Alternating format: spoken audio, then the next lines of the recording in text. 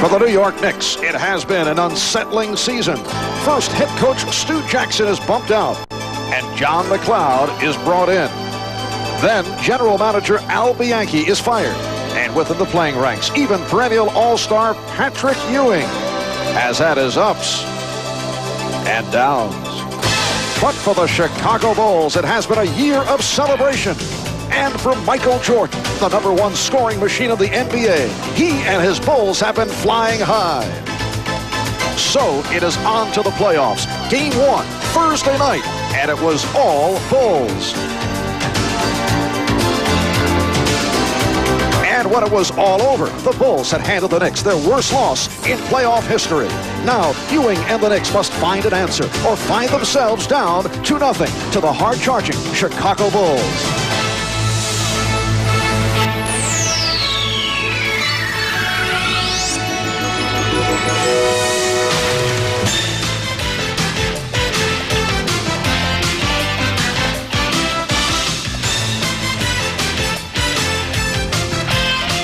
This is the NBA on NBC, the 1991 NBA playoffs. Today, it's the New York Knicks versus the Chicago Bulls. An intense-looking Patrick Ewing arriving at Chicago Stadium about 2 hours ago, hoping to erase the nightmare of Game 1, and moments later, it was Michael Jordan, understandably in a happier frame of mind, making his way toward the players' entrance. This is the 183rd consecutive sellout at Chicago Stadium. Better than 18,000 have turned out for Game 2 of the best-of-5 between the New York Knicks and the Chicago Bulls. Hi, everybody. I'm Marv Albert, along with Mike Fratello. And for the Knicks, it cannot get much worse than what took place here Thursday in Game number 1. For Patrick Ewing, a very dismal performance. It was a playoff career low of only 6 points. He took only 7 shots. Mike, what did the Bulls do to smother Ewing? Well, Chicago's game plan was turn Ewing into a passer-first mentality. First objective, keep a body on him at all times, bump him off the low block, no easy scores. Second objective, if he does catch it down low, double team him immediately with a bigger athlete, either Jordan or Pippen. In Game 2, Ewing must be more assertive. Run the floor hard, get transition scores. Get on the offensive glass and take it strong to the basket. A telltale sign will be the number of free throw attempts he takes. During the regular season, he averaged 7.5 per game, but against Chicago, only 3 free throws per game. In Game 1 of the playoffs, no free throw attempts for Patrick Ewing. Well, you can hear this crowd is certainly ready as they prepare to hear the introduction of the starting lineups. Knicks coach John McLeod was telling us last night that he may change up. He may go with Kiki Vandeweghe defensively at times against Michael Jordan. However, that means McLeod is conceding points to Jordan, and he's more concerned with the scoring threat of Scottie Pippen, who did severe damage to the Knicks on Thursday. Well, Jordan, in a very businesslike manner, had 28 points, 6 assists, and 6 rebounds in Game number 1. John McLeod calls him the greatest player to ever play the game. I think he'll concede Jordan his stats. Perhaps still agonizing over a disappointing playoff last year, Scottie Pippen has taken his game to a new level. He's too quick, he's too fast for either Kiki Vandeweghe or Brian Quinnett to guard. Perhaps New York's best chance, play a smaller, quicker guy against him, Trent Tucker or Gerald Wilkins. On the subject of quickness, it has been a busy weekend for our Joel Myers, who yesterday worked the sidelines for the Laker Rocket game in L.A. Today, Joel is with us here in Chicago. Let's go to Joel Myers. Marv, the 41-point loss to the Bulls in Game 1 on Thursday night was the worst in Knicks playoff history. I went down to the Knicks locker room a couple of hours ago, asked Maurice Cheeks, asked Kiki Vandeweghe, how embarrassing was it? Well, Maurice Cheeks said it was no big deal. Kiki Vandeweghe said the same thing, basically, saying it was only one game. It takes 3 to win this series. Oh, Cheeks also reminded me that they lost the first game to Boston last year, lost the second game by 29 points, and then roared back to win 3 straight and knock the Celtics right out of the playoffs. It'll be interesting to see how they respond to the noisiest building in the NBA. Back to you, Mark. So, Michael Jordan and the Bulls are gunning for their 9th straight win against the Knicks, hoping to make it 15 straight here at Chicago Stadium.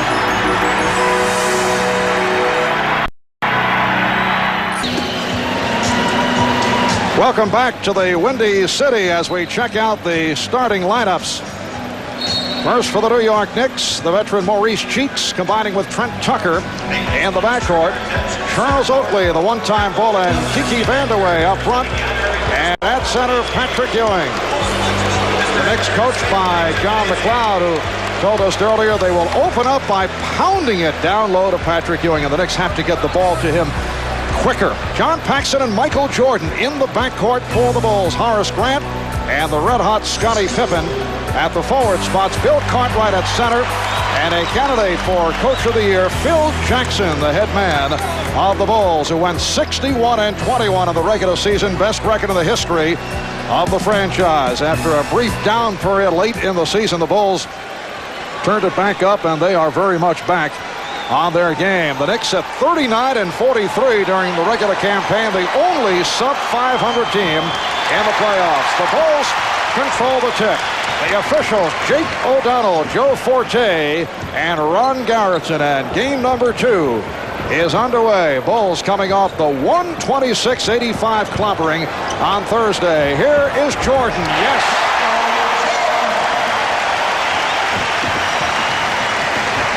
Michael Jordan during the regular season averaged 31 points in 4 games against the Knicks, shooting 56%. Tucker for 3. You saw the double team immediately on Ewing, who got it back outside, but Tucker not able to hit. Now Grant posting on Oakley, and Jordan with a tough angle shot. Michael Jordan, a player who's taken his game into different areas and improved. His perimeter game was questioned initially. Michael Jordan knocks him out from the outside. Now single coverage on Ewing, who fired from deep. Pippen on the rebound, and the Bulls are on the move again. Cheeks with the steal, and the crowd reacts close to a palming violation by Maurice Cheeks, who did not have a good one here Thursday. A 3 attempted by Vandeweghe, and Oakley able to get to it. Ewing, and he tips it home. You mentioned that last time down, Patrick Ewing only had single coverage on him. If Cartwright can bump him away from the low block, make him step out a ways, they will not have to come and double team. It's when he catches it in the red paint area, that's when Chicago will double team, and quickly. Pippen played by Vandeweghe. Here's Vandeweghe. It's a charge. And John McLeod, off the bench in a hurry, was upset about the call. Chicago has such great athletes in transition defense. They have 3 white shirts back already as New York tries to run a fast break. They change ends of the floor so well. Defense to offense, and offense back to defense. The Knicks have opened up, hitting one of their by Grant, and Tucker with a good play to get it out of the hands of Jordan. Again, the crowd looking for a travel. Nice pass from Oakley, and Vandeweghe has tied it at 4. Already we can see that New York has opened up its offense a little bit as Scottie Pippen takes it the length of the floor, misses the layup. New York trying to play a little more freely today, take some of those chains off of him. Well, actually, the Knicks in game number 1 opened up in decent fashion. Close ball game until the final minutes of the first quarter, and then the Bulls pulled away. Foul called on Oakley. He took a shot in the mouth. It was at one point a 21-19 game, and then it got away. It was over in the second quarter. Chicago rotating, comes with hands, very aggressive. They force turnovers. They make things happen. They're one of the best in the league at creating easy scoring opportunities through their defense. 3 minutes in, and the game is tied at 4. They isolate Jordan on Tucker, and Tucker played him well. Cartwright, he ran into a Jordan, but a nice move by Cartwright. He brushed with his teammate. The Knicks wanted to travel, but Cartwright has given his club a 6-4 lead. And we see the matchup down there. Charles Oakley is playing against Cartwright instead of Ewing, trying to cut back on a number of personal fouls that Ewing picks up.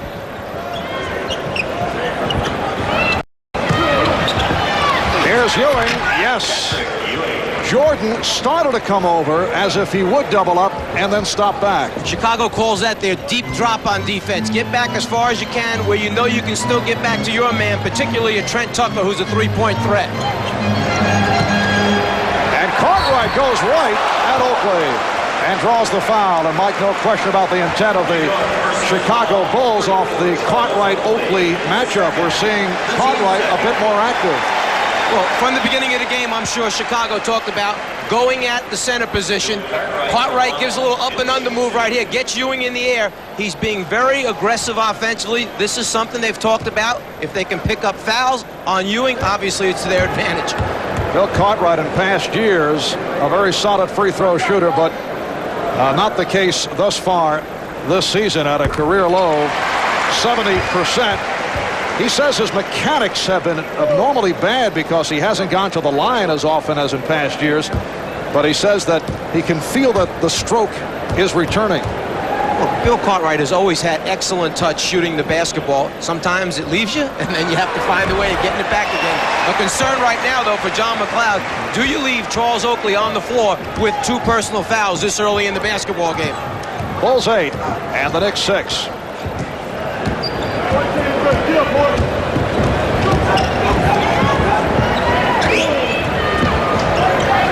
Shot clock is down to 5.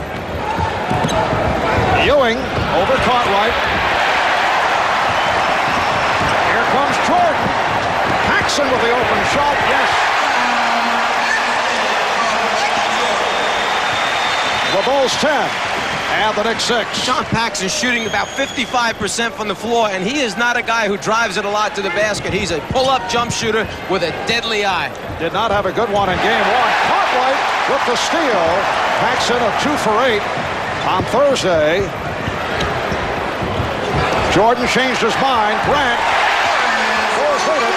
12-6. Well, I think John McLeod needs a timeout here to try and get this group back under control. Turnovers are what exploded the game last time for Chicago against New York. Already, we see those problems again surfacing. And I have the feeling the Knicks lost their composure late first quarter, early second. Cartwright in a battle with Ewing, prompting the reaction. Ewing, once again, a one-on-one move, and Patrick Ewing has opened up, hitting 3 out of 6 from the field. The Bulls lead at 12-8. Looks to me like Phil Jackson said, hey, let's come out in the first quarter and just play him straight up, see what adjustments they've made, then we'll go back to double teaming him. And Cartwright at the other end continues to take advantage of Charles Oakley. As we know, playoffs become mismatch situations. Taking advantage of it, we saw it in the Golden State game yesterday. Again, they're going at the mismatch. Too much size for Cartwright over Oakley. Oakley was hit by Chicago. And now the Bulls take a timeout and hear it from the crowd as they head back to the bench. 6:21 remaining in this first quarter. It's the Bulls leading it 14-8. Cartwright and Ewing mixing it up here in the early moments. In game 1 Thursday night here in Chicago, the Bulls walloped the Knicks by 41 points. The Knicks' worst ever playoff defeat. I talked about it earlier with John McLeod. Marv, I was embarrassed. I mean, I was embarrassed. I was mad. I was upset. And hopefully our club was too. I mean, we got shellacked. There's no way to get around that. We got shellacked. No way to get around it. And what made it worse for the Knicks players this week, they're walloped on Thursday night. They had to spend quite a bit of time here in the city of Chicago, and they were even being taunted around the hotel the last couple of days. That's even more of a crusher. If you've coached or played in the NBA, we've all had that feeling, experienced it at one time or another. Hearing these sarcastic remarks from fans as you're walking in the hotel lobby. Well, Patrick Ewing off to a 3 for 6 start. The Bulls lead it 14-8. 3 for 6, but already 6 shot attempts. Last game, only 7 for the entire game. Tucker with an open 3. So Trent Tucker, who missed his first 2 attempts, is able to connect. Do they need that? Just open it up a little bit so that Ewing has a little more room inside to operate. Both clubs remaining the same following the timeout. Grant. Knicks with Cheeks and Tucker at the guards. Ewing, Oakley, Vandeweghe up front. Ewing off the fake. Rebounded by Oakley. And the Bulls lead by 1. It's a big gamble for John McLeod to leave him in the game right now, but he feels if he's got a chance to win this thing, he has to have Oakley on the floor to try and help out on the glass. This is not a real good rebounding team, the New York Knicks. And that despite the fact that they have individually 2 of the better rebounders in the league in Ewing and Oakley, but not much else in terms of help off the boards.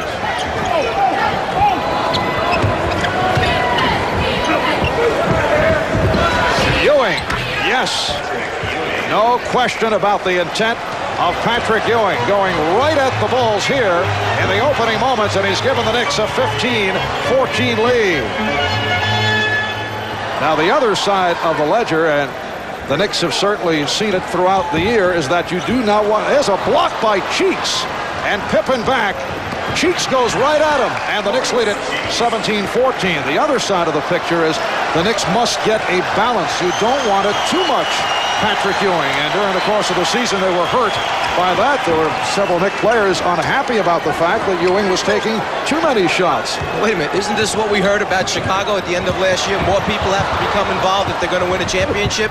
We need to distribute the shots around. Jordan's 3 way off. Ewing on the rebound, dribbles through the pack, goes all the way. Patrick Ewing taking charge to make it 19-14. If you ever question his ability as an athlete, you saw it right there. Rebound the ball, dribble at the length of the floor against Michael Jordan, and convert at the other end. 11 unanswered points by the Knicks, who have been lifted by number 33, Patrick Ewing. He's hit for 10. And a timeout has been called by Chicago as Phil Jackson wants to talk it over.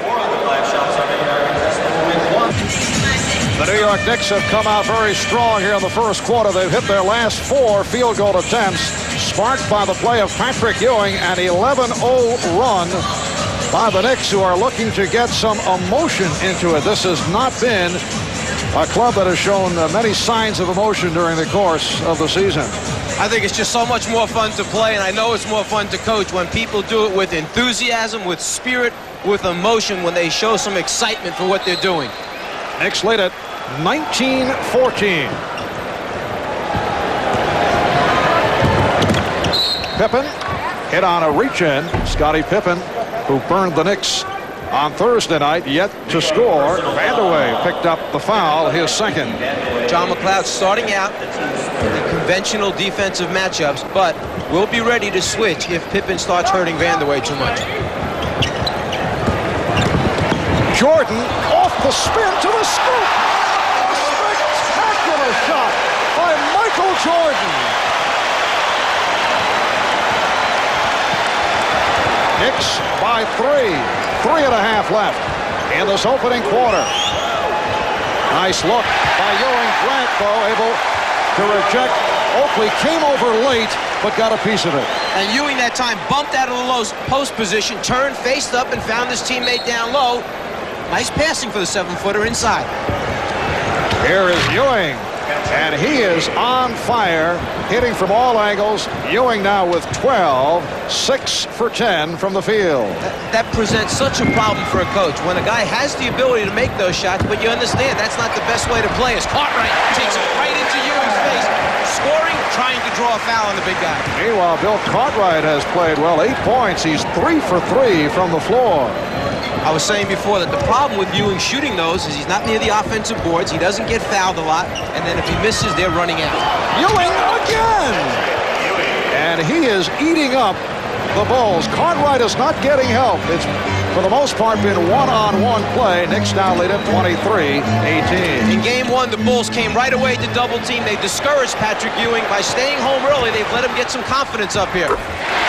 Vandeweghe played Pippen well, but Scottie Pippen has raised that outside shot to a new level. And for Scottie, his first field goal. Knicks lead it 23-20.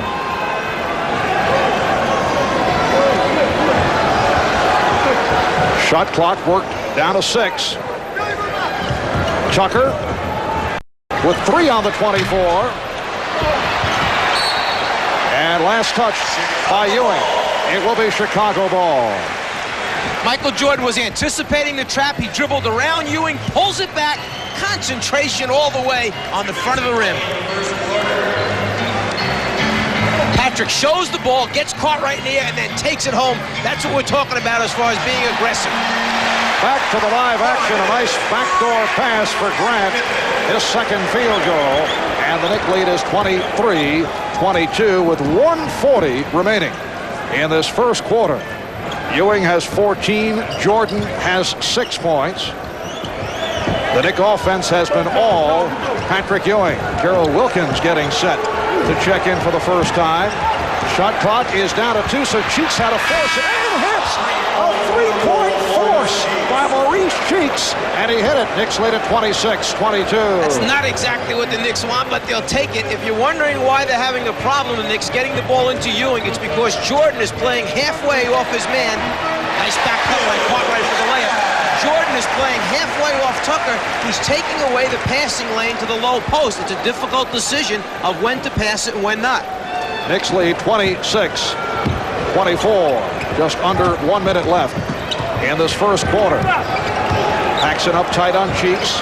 Oakley posting, squaring up on Grant, and spinning in for a bad shot. And here comes Pippen. And a double dribble indicated by the official Joe Forte. Even though he turned the ball over, it's one of the great advantages that the Bulls have, having a guy like Scottie Pippen at the 3 spot. There are a few small forwards in this league that have the ability to rebound and then lead the fast break at the same time. Get the ball off the glass, start the fast break, and find an open man. Even though he puts 2 hands on it right there, what a weapon that is. Charles Barkley's pretty good at it. Larry Bird not bad at it. You could probably think of a couple other ones. Yes. Kenny Walker has come on for the first time, as has Gerald Wilkins. Gerald Wilkins returning after an 11-game respite, missing the final 11 of the regular season with a sprained left ankle, and looked a bit on the rusty side the other night. A turnover by the Knicks, who committed 27 in game number 1. And one of the arguments that came up was, whose fault is it? Is it the guard's fault for making the pass at the wrong time, or is it the big guy's fault for not being free?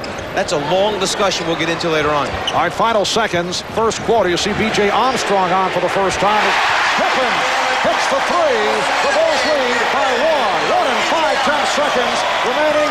Wilkins to end the first quarter. After 1. Here in Chicago, the Bulls with a 27-26 lead on the Knicks. Patrick Ewing bouncing back from the poor performance on Thursday with 14 points in the opening quarter.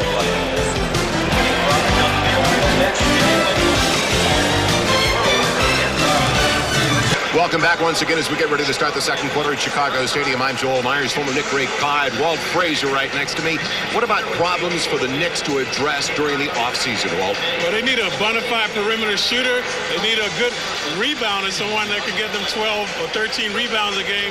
They also need some backcourt help. As you see in this game, they don't have the speed to push the ball up to beat the Bulls. What about the talk about John McLeod going everywhere but New York next year? Is that a problem, a distraction for the players? Well, I like McLeod. His record speaks for itself. I think he's done a good job. But the Knicks just short of talent, and they lack the chemistry on the offense to be a very effective team right now. All right. Thank you for your time, Walt. Good to see you. Back to you, Marv. All right, Joel. Hall of Famer Walt Clyde Frazier, a member of the MSG broadcasting crew. Well, both Ewing and Cartwright have done it offensively, in contrast to what took place in game number 1. Patrick Ewing turning it up, 14 points in the first quarter. Cartwright also with an outstanding first quarter, 4 out of 4 from the field, 2 for 2 from the line for 10 points. Cheeks pulling up. Crowd looking for a travel. Second quarter underway. Both clubs shot well in the first. Knicks 12 for 23. Chicago 12 out of 19. And Vanderway lost it. Traveling violation. An isolation that time coming out of the timeout. Kiki Vanderway versus Scottie Pippen. Open up the side of the floor. Let him go one-on-one. See if he can get a foul and a score against Pippen. B.J. Armstrong and Michael Jordan now in the backcourt. Bill Cartwright, Scottie Pippen, and Horace Grant up front. Here's Jordan putting the move on Wilkins, and he He drew the foul. The Bulls wanted a goaltend. They want the bucket. But they will not get it. Michael Jordan complaining that that ball was up on the glass, near the glass, and it should be 2 points. Ewing comes to save it. He never touched the basketball, is what the official, Jake O'Donnell, said. Jordan concentrating. Well, if he did touch it, it was on the way up, so it is a good call either way. No basket.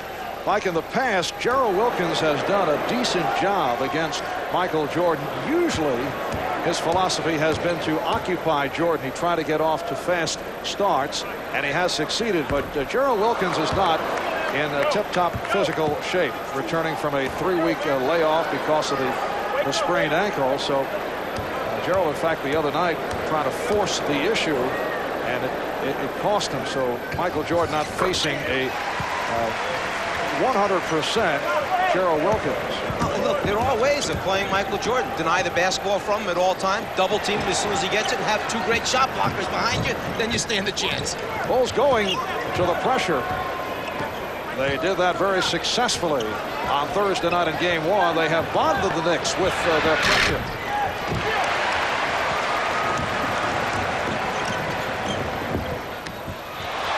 Grant getting inside. So the Bulls lead it 30-26.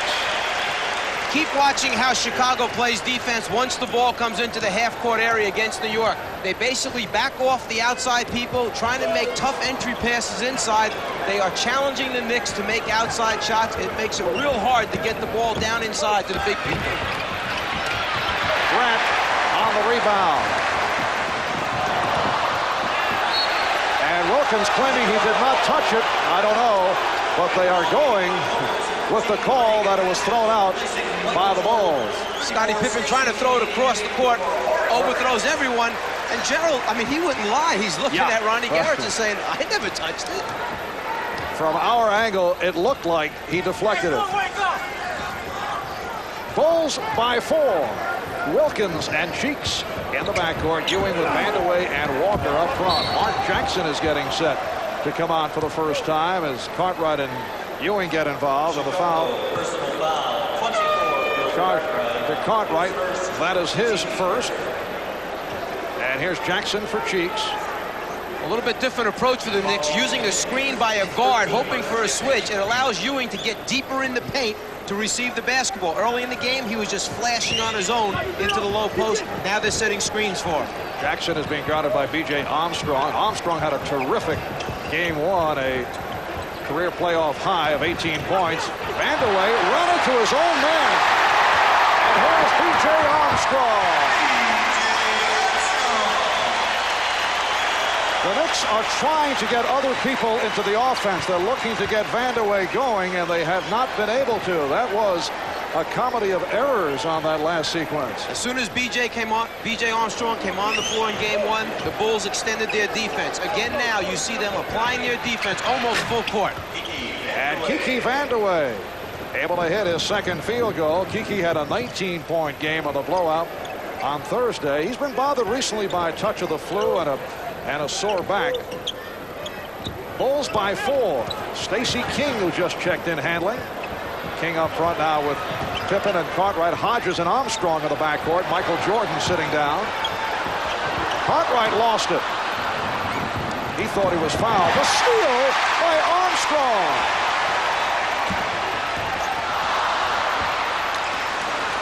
Here comes Jackson.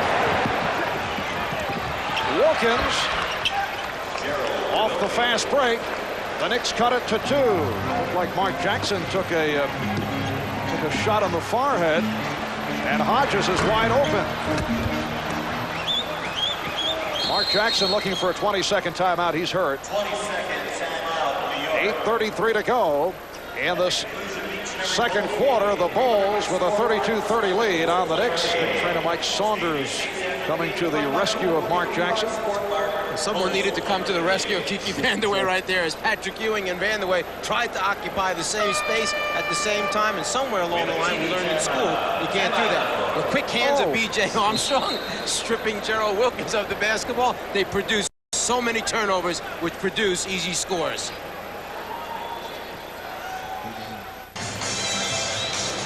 Mark Jackson took a poke in the eye. That is the Knicks team physician, Dr. Norman Scott, who is accompanying Mark as he heads back to the locker room. We'll pass on a report as soon as we get it.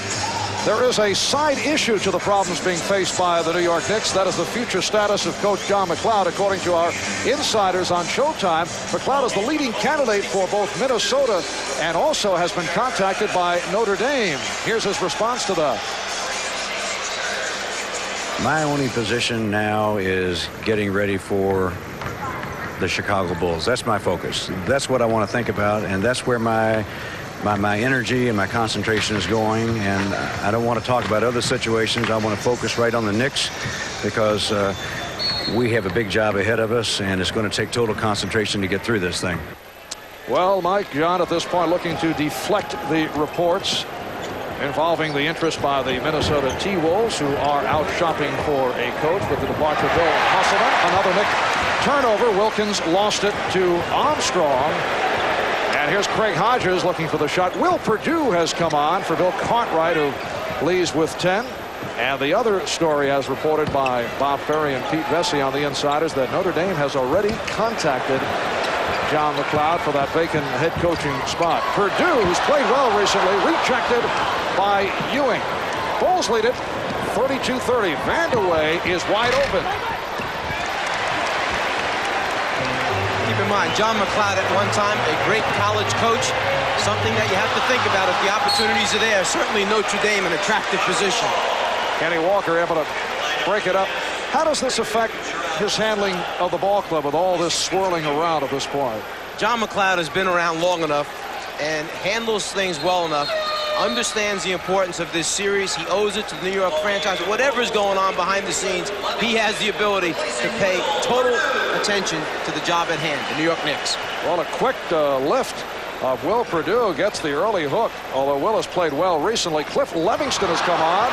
The steal by Cheeks, knocking it away from Levingston, and then able to tie the game at 32. John McLeod also wanted to make it clear that he hopes to stay as head coach of the New York Knicks. He feels that he can help turn this club around, but it is now a new regime in New York, and you wonder, as Levingston is able to go to the bank shot, Bulls lead it 34-32. You wonder if McLeod is being painted as Al Bianchi's guy. Will that hurt him? There's no question he's in a difficult position. The best thing that can happen to John McLeod, the New York Knicks, the players, just keep winning basketball games. Things will fall into place then. Wilkins for Walker, and a strong move by Kenny Walker. The game is tied at 34. Michael Jordan getting set to return. Good pressure by the Knicks here in the first half. Livingston posting, nowhere to go. Armstrong off a double team was deflected short, and it will be Chicago ball with 6 on the shot clock. But first, the Bulls call for time. Kenny Walker shaken up. It's now time for the AT&T long distance shootout. Armstrong in the lane presented a lot of problems for the Knicks the first half, but if you get guys inside blocking shots and the hustle there of teammate, Gerald Mustaf is the one who hits Walker in the eye. 6.5 to go in the second. Draft presents #1 draft choices. Today's Miller #1 draft pick, Charles Oakley, who was selected 9th overall by his hometown Cavaliers, traded soon after to the Bulls for Enos Watley and the rights to Keith Lee. Charles spent 3 seasons in Chicago, where he led the NBA in total rebounds in 87 and 88, then was dealt for Bill Cartwright, coming over to the Knicks. A reminder, at the end of today's broadcast, we'll select the Miller Genuine Draft Player of the game. Let's go to Joel Myers. I was just down in the Knicks locker room. Mark Jackson is being stitched up. Norman Scott, the team physician, is with him. When they asked Mark Jackson what actually happened, he said it felt like one of the bigger players got him with his tooth. So Mark Jackson, a couple of aspirin, 4 or 5 stitches, could be back and be ready to go for the New York Knicks.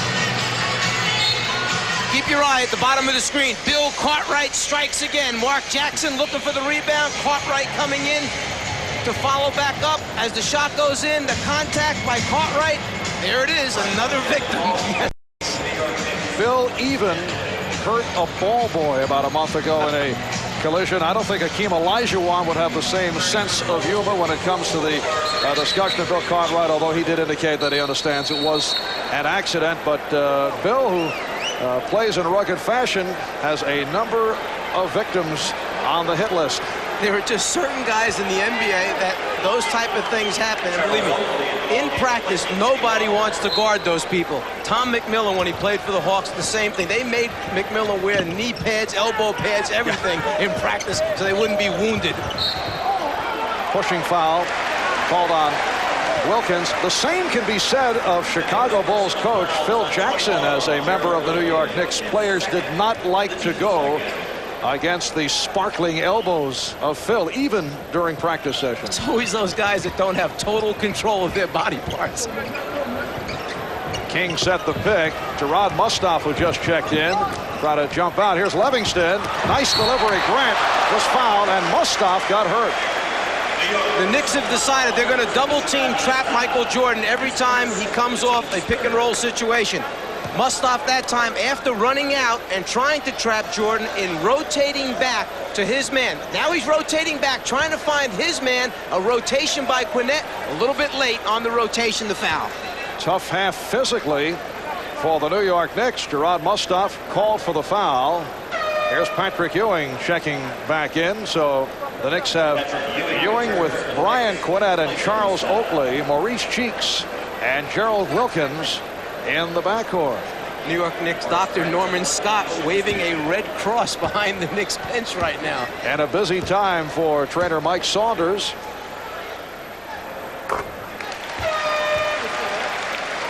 Horace Grant with 7 points. The playoffs become a little more physical. Yesterday in the Golden State San Antonio game, Sean Elliott going out with a broken nose. And the word is that he will return to action on Wednesday night for game number 3 back in the Bay Area.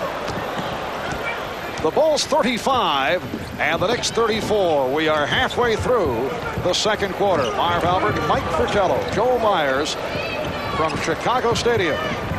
Game 2 of the best of 5. Bulls in the blowout on Thursday. Gerald Wilkins continues to have his difficulties.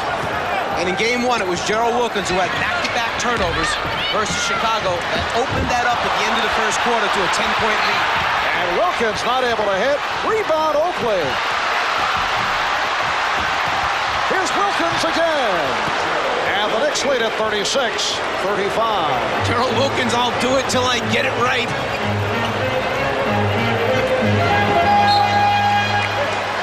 The Knicks very aggressive defensively, led by Maurice Cheeks, the NBA's all-time steals leader. The Knicks, not normally a good rebounding team. They keep the ball alive. They're active, staying after it. Eventually, with hard work, things will pay off and work in your favor. Here's Jordan with the one-on-one move, played well by Wilkins. Shot clock down to 1. Michael Jordan now 3 for 5, 7 points. He has not gotten his usual complement of shots to this point. Wilkins and Cartwright on the rebound. Rodgers going behind the back. Here's King, and he booted it out. And here's it from the crowd. Stacey has not been a major favorite here in Chicago after he boycotted a practice. He was upset about his lack of playing time. He was suspended for 1 game and then was greeted by boos when he made his return. He has not had a good season. Stacey King, second year out of Oklahoma. John Paxson has returned. Ewing and Cartwright banging each other pretty good. Ewing was forced out, and he was stopped as Jordan came from behind. Quinnett able to hit, it counts. The reason we got the signal because the ball was deflected. Would have been a goaltend had it not dropped. The 24-second buzzer went off, but the Knicks were able to recover after getting the shot off.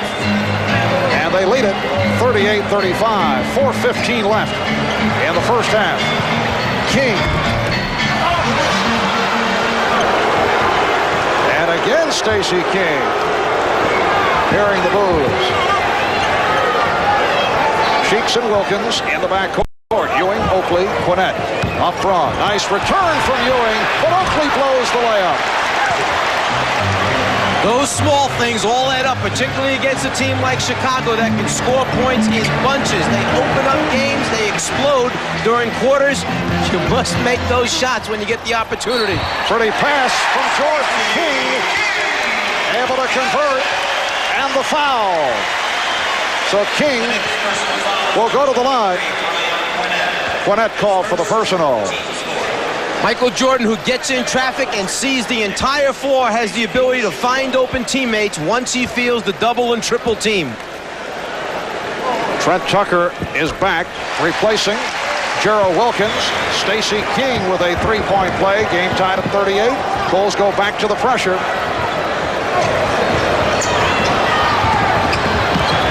Nice pass from Gwinnett, and Ewing will go to the foul line. And this will be New York's first two free throw attempts of the game. First free throw attempts at all in the game today. Now, you may say to yourself, how can you play almost 2 full quarters and there are no free throw attempts?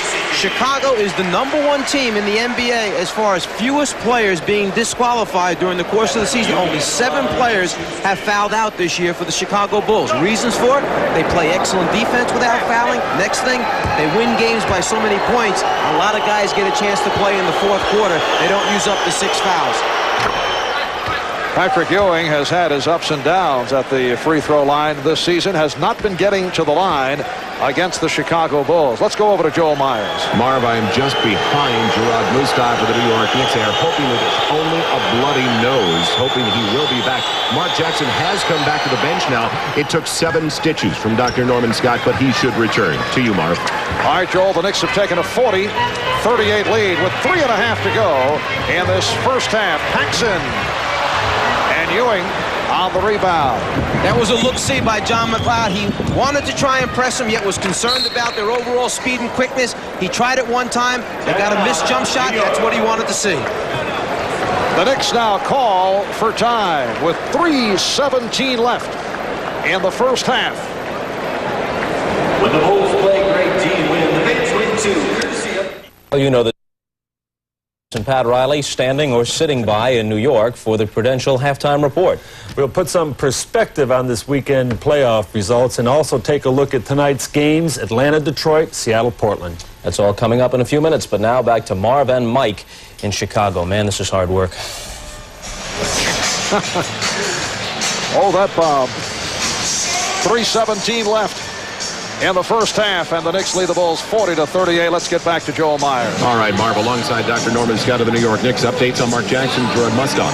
Mark had about 8 stitches. He's fine. He's ready to return. And Gerard has suffered a broken nose, but it's not displaced. He'll return. Okay. Thank you, Dr. Scott. Back to you, Marv. All right, Joel, so Gerard Mustaf may return despite the broken nose. Caught by the left elbow as he tries to block the shot of Horace Grant. Knicks with Cheeks and Tucker in the backcourt. Ewing, Gwinnett, and Oakley up front. Shot clock down to 5. Offense! And the whistle away from the ball. It's against the Knicks. And that is called on Patrick Ewing. His first. He was in foul trouble on Thursday. He was besieged all game long, surrounded by the Bulls, and also was hit with a technical foul after arguing a call. Jordan and Cheeks able to get to it. They'll jump it up. There are a couple very difficult calls in the NBA for officials. Goaltending, charges, offensive fouls. But the toughest might have to be the action down in the low post area. When it's an offensive foul and when the defensive player is holding, bumping too much against that offensive player.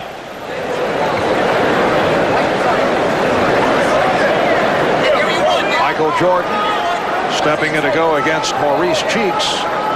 This is the second part of our playoff doubleheader. Earlier today, Indiana defeating Boston 131-18, tying the series at 1. Chuck Person with 30 steal. Well, Cheeks try to steal the tip, stepping in too quickly, and so the ball goes to Chicago. 22 apiece for Reggie Lewis and Brian Shaw. Larry Bird, 18 points, 9 assists. Chuck Person, before the game, said he was only going to talk trash for 45 minutes and keep quiet. quiet the last 3. He must have done a pretty good job.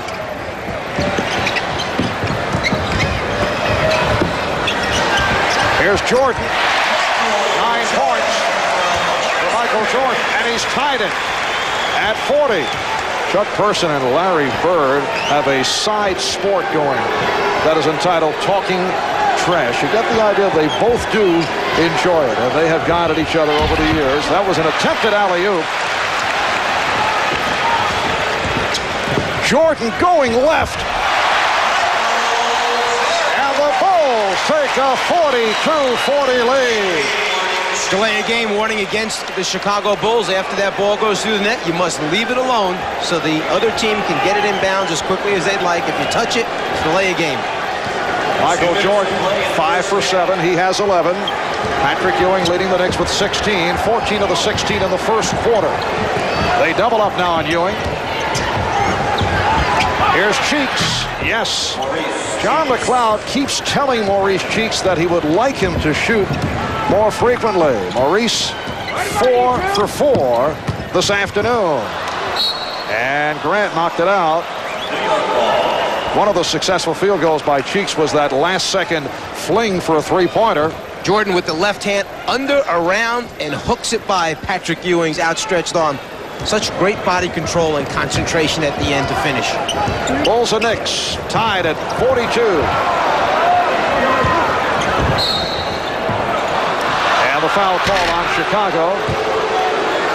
Jordan came over to help out, and Cartwright was called for the personal, his second. Watch Jordan from the top, try to double team before Ewing can split him. Ewing gets the idea and tries to pass it off before he gets in too much trouble. Team foul number 4 committed by Chicago.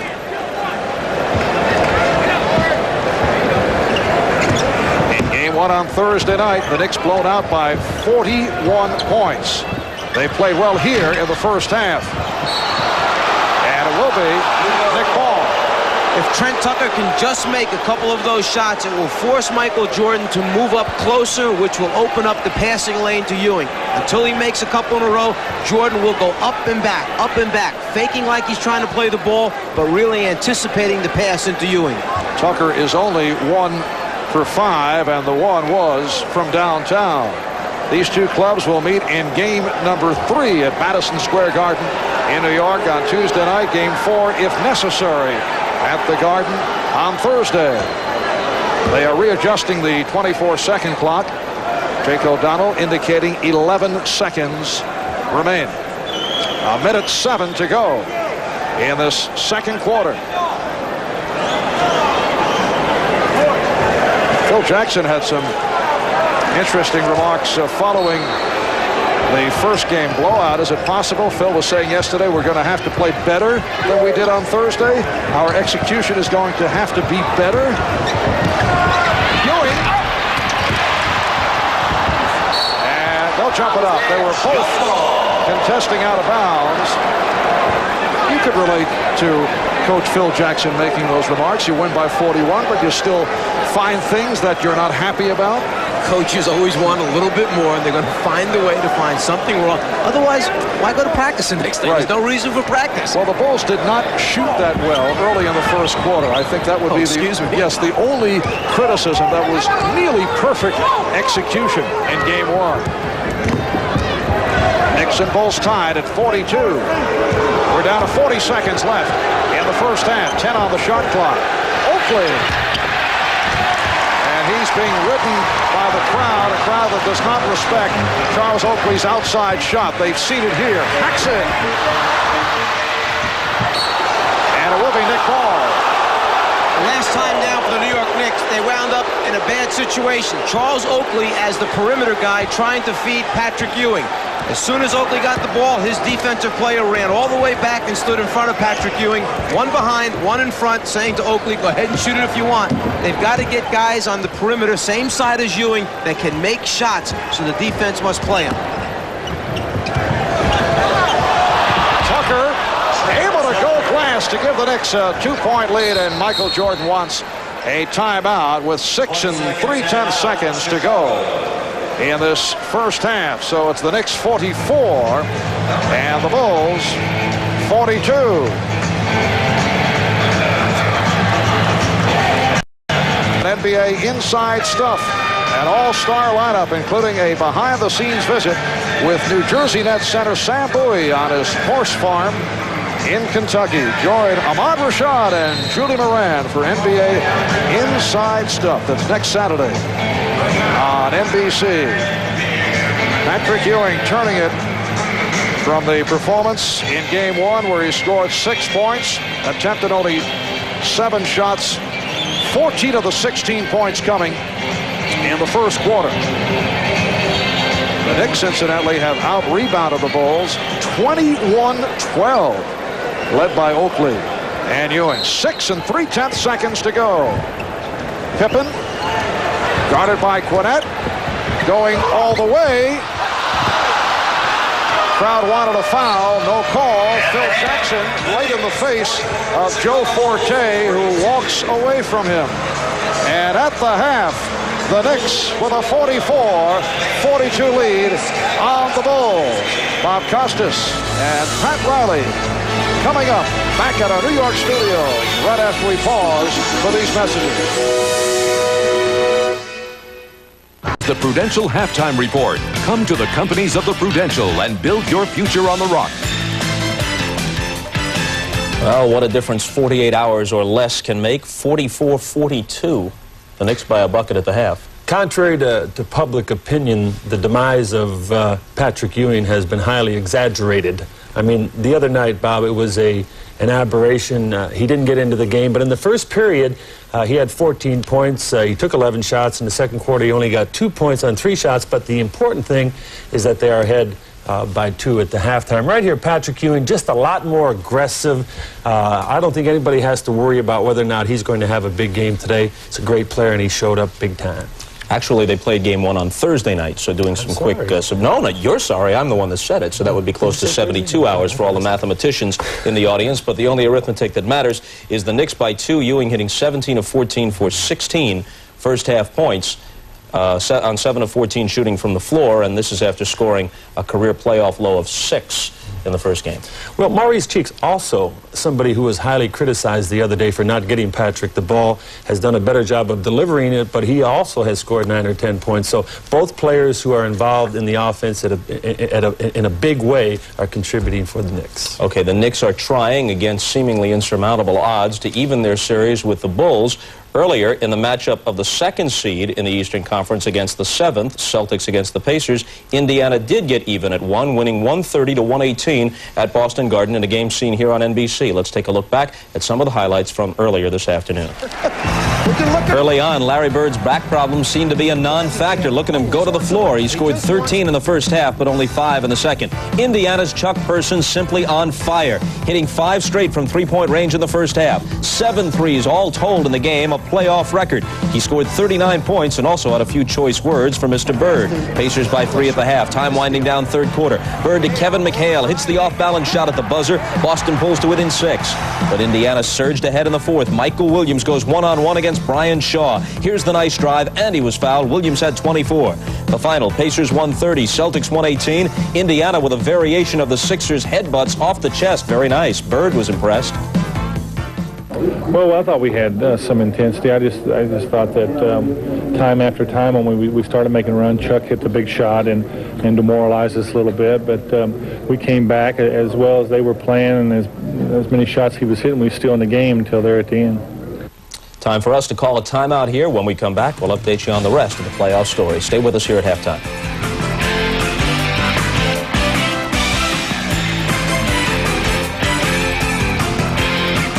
Playoff action tonight, of course, in the NBA, and one game involves the Hawks going against the Pistons in Detroit, and we send it off to Don Criqui for a preview of that game. Don? Bob, as you know, Detroit was 5-0 against Atlanta during the regular season. Atlanta coach Bob Weiss knew the Hawks had to do something to try and change their luck, so they changed defenses in Game 1, used a lot of jump switching to short-circuit the Detroit plays. The Pistons starters had an awful night shooting a combined 23% and losing.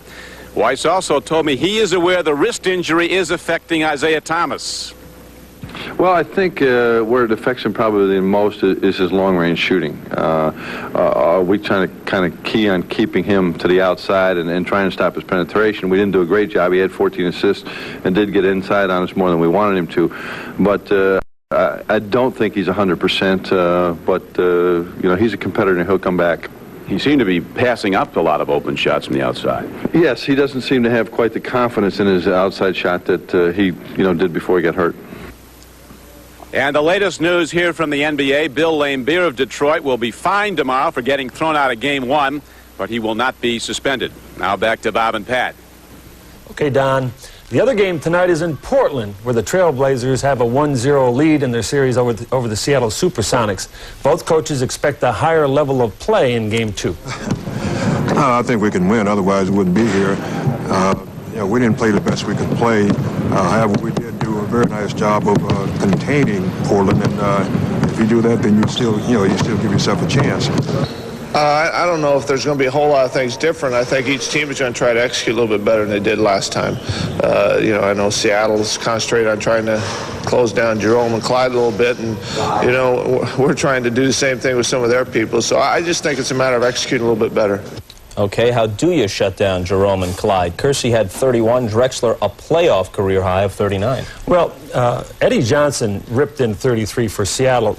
I think, as you could see in the playoffs with Indiana today beating Boston, the second game, those teams feel a lot more comfortable. I think Seattle going in tonight sort of have their feet wet as a new team, a contending team that's seated very low. But they have an opportunity. They just got to make sure they can cut down those 70 points that Drexler and Kersey got. I'm not saying it's going to happen, but think of it. If Seattle, which generally played pretty tough against Portland during the year, somehow wins in Portland tonight, they've split the first two. This is a best-of-5 series. You're Portland with the best record in the league, looking at relinquishing home floor advantage in what comes down to a best-2-of-3 series with 2 of those games in Seattle against a team that finished 8th in the conference. The collar can get a little tight in that situation. You have to be there and have to live it to experience it. I'm just guessing, but I think I guessed right. We're back with the second half after these messages and a word from your local stations.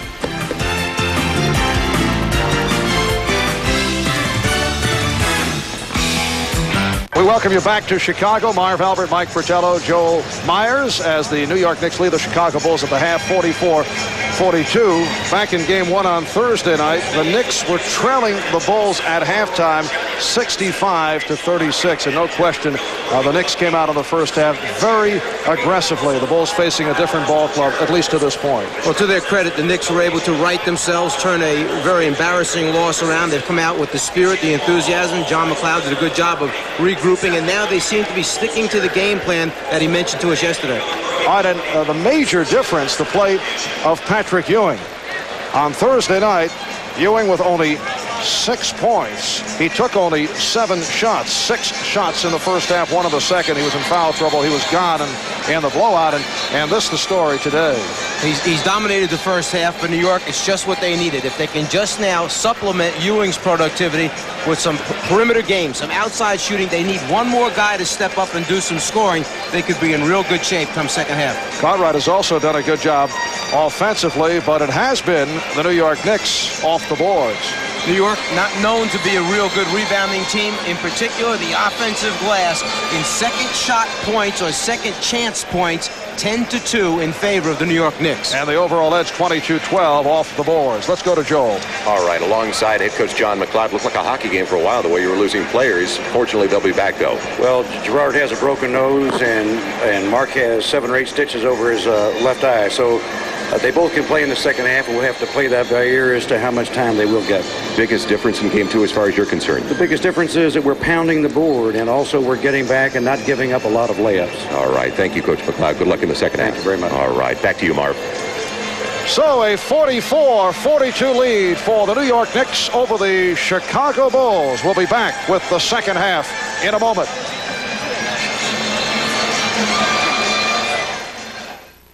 Back at Chicago Stadium, a rundown of the individual scoring totals for the first half. The Knicks with a 2-point lead, and Patrick Ewing off 7 out of 14 from the field leads the Knicks with 16. Cheeks has 9.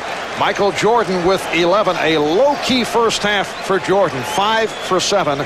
from the floor. The Bulls shot just under 53%. The Knicks 20 for 43 at 46%. The Bulls 18 for 34.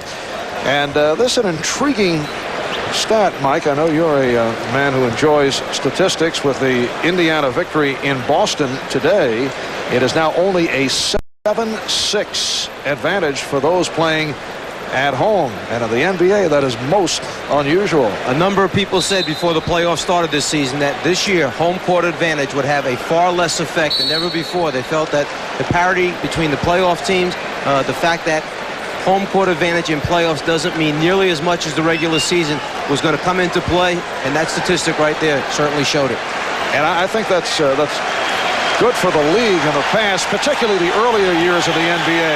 It was so predictable. Usually the home team would win.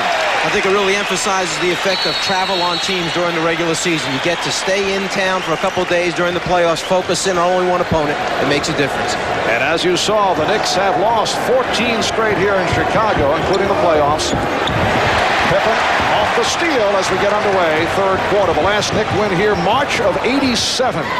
In a one-point affair. Bulls have won the last 8 games overall against the Knicks, including Thursday night, and they took 4 out of 4 during the regular season. Tucker playing Jordan very well. And Ewing attempting to front Cartwright. It's Pippen. He has 7 points. Scottie Pippen is on a personal mission. His migraine headache in the 7th game of last year's Eastern Conference Finals still haunts him. You recall the Bulls lost at Detroit 93-74 in a wipeout. Pippen went 1 for 10. Here is Ewing. And on the back tap, Vandeweghe picked up on a switch by Paxson. Game is tied at 44. Tucker from downtown. And Paxson on the rebound. People felt that was a Dennis Rodman headache. Yes. Dennis Rodman has played Scottie Pippen very effectively, usually focusing on the defensive end. Cartwright. And stay right here, says the official Joe Forte. The foul called on Tucker. Many times Charles Oakley will go up and rebound with one hand while holding off with the other hand. He gets a little smack to the top of the head there on Grant as he goes after the basketball. A good call by Joe Forte. Correction on the foul. It was Oakley, not Tucker. Tucker raising his hand. Here's Jordan. It counts. And the foul. And this time it is on Tucker. Trent Tucker played him about as well as you can play him. He got help from the next defensive player near the middle of the floor, but Jordan reverses, pulls it back on the arm. Tucker, but the concentration's there. Such great body control for Michael Jordan. He pulls back away from double teams, finds an opening just enough to get a shot off. Michael Jordan leading the NBA in scoring for the 5th consecutive year. And in the process, shot a career-high 54%. Well, from time to time Thursday, the Knicks did go with Patrick Ewing, who does handle the ball well, bringing it up court, as you just saw. I've heard a big point, guys. Let's not get carried away here. Ewing. So Patrick Ewing hitting from the outside. He has 18, and the Knicks trail by 1.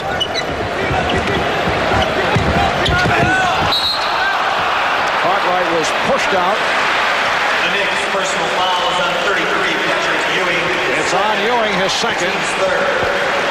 Just about when Cartwright's ready to give up, the little shove by Patrick at the end sends him out of bounds, and a nice little job of flailing the arms by Cartwright to exaggerate exactly how big the push was. At one time, that could have been a force-out call, but now it has to be either a travel or the personal foul. Here's Jordan. Yes. Michael Jordan heating it up as we open the third quarter. The Bulls 49 and the Knicks 46. Statistically, they've shown how Michael Jordan has dropped down in his number of free throw attempts. People say he doesn't take it to the basket nearly as much as Trent Tucker misses an outside jumper. But Michael Jordan certainly is knocking down his perimeter shots. As a result, maybe he doesn't need to go to the basket as much.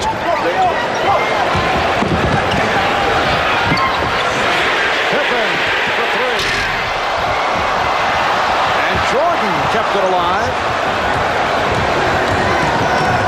Knicks with the ball trailing by 3. 3 minutes gone by in the third quarter. Mismatch, Paxson on Vandeweghe, and Cheeks, who certainly has the touch, decided to fire it. He now has 11 on 5 for 5 shooting. And he had to shoot that one. Scottie Pippen, who was caught on Cheeks in the transition matchup. Vandeweghe down low, had Paxson. Pippen backed all the way off to try to give help down low. Cheeks had to force the hand by shooting. Bulls by Wall. Jordan. And Ewing on the rebound, and he takes a shot. Oh, it's been a very physical first half. Patrick Ewing shaken up. Michael Jordan loves to hang around after missed shots and try and strip the rebounder of the basketball. As Ewing comes up, Jordan right there tries to strip it, perhaps gets a little piece of Ewing's eye. Keep an eye on Jordan, coming in, anticipating when the ball will come down. Right there, reaching up, gets a finger in the eye.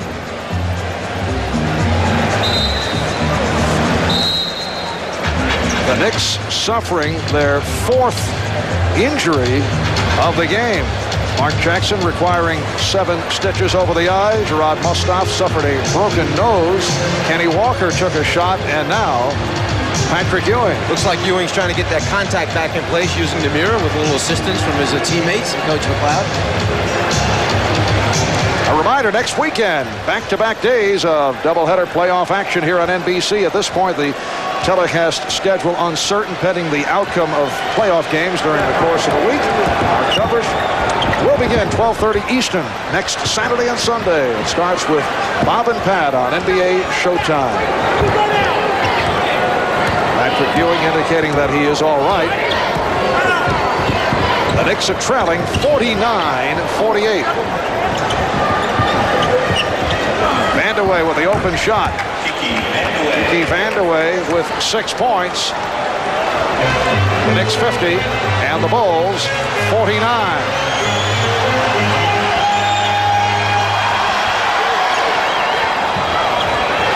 Cartwright, Pippen, and Grant up front. Jordan and Paxson in the backcourt.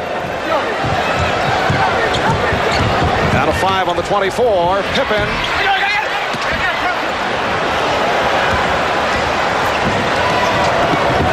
Nice lead from Cheeks. Crowd wanted to travel. And a hacking foul on Cartwright. That's 3 on Cartwright.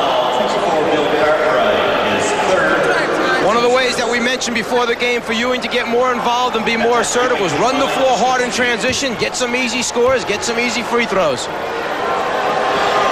3 fouls. Chalked to Bill Cartwright. 19 points for Patrick Ewing. 2 years ago when the Bulls beat the Knicks in the playoffs, Ewing was played to a near standoff by Cartwright. The Knicks have always felt that Ewing is the one player who can break down the Bulls' team defense, so he must establish himself as he did in the first quarter. The Knicks lead at 52-49. It's been a close game throughout. Neither club is led by more than 6.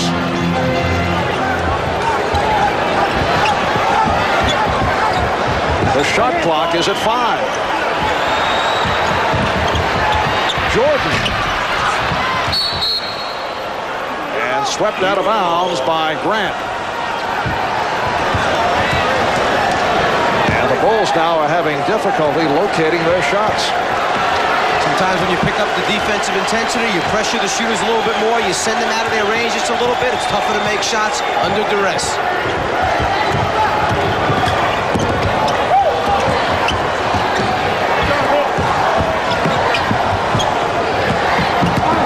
Ewing off the spin. Cartwright got some help. A reach-in is called.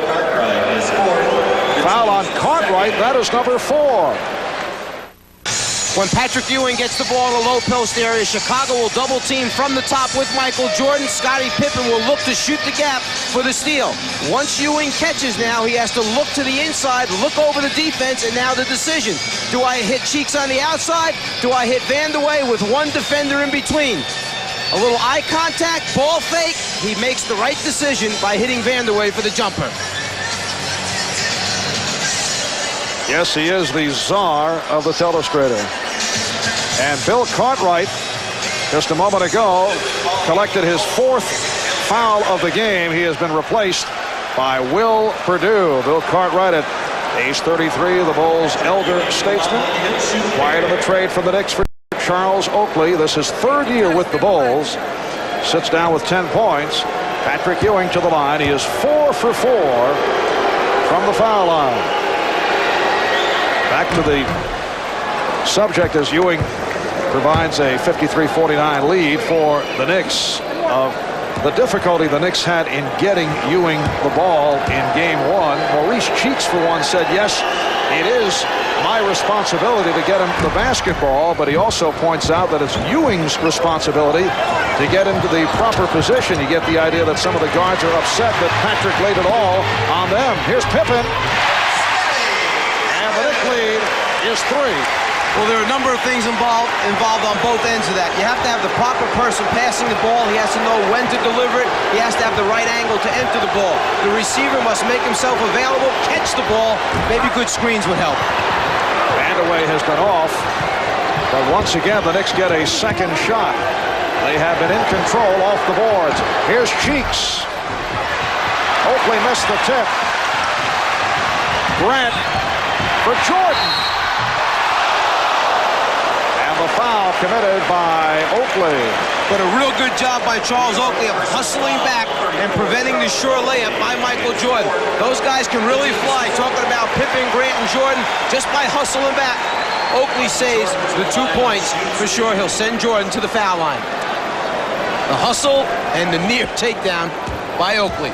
That's 4 on Oakley. Jordan, 85% from the line. He's 2 for 3 today. 17 points for Michael Jordan. It's the Knicks 54 and the Bulls 52. Game 2 of the best of 5. Knicks attempting to bounce back from the humiliation on Thursday night. Game number 3 in New York on Tuesday. A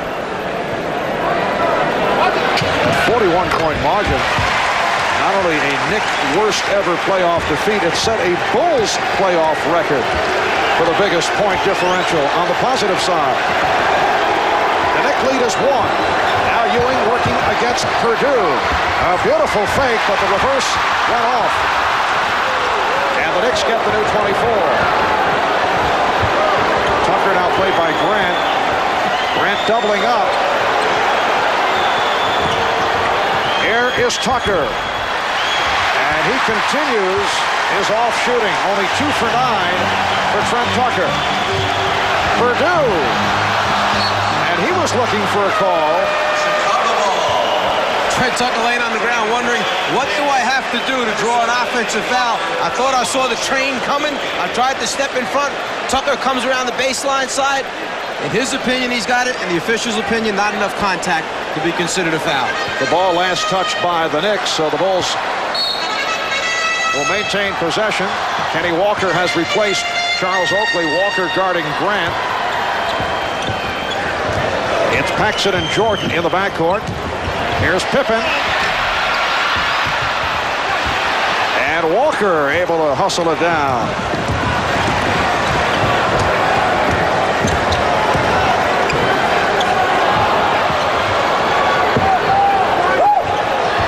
Nice look from Ewing. He was double teamed and he saw Walker wide open. Excellent interior passing by Patrick Ewing. He was starting to turn for his rhythm shot at the last second, threw a dump down pass, found an open teammate underneath. That's not easy to do. The Knicks lead it by 3. Paxson. And a loose ball foul charged to Grant. Chicago wants to keep a body on Ewing at all times. Perdue's been told, get him out of that lane area, drive him out as far as you can. Ewing try to get that position, keeps those arms up, calls for it, spots his man underneath.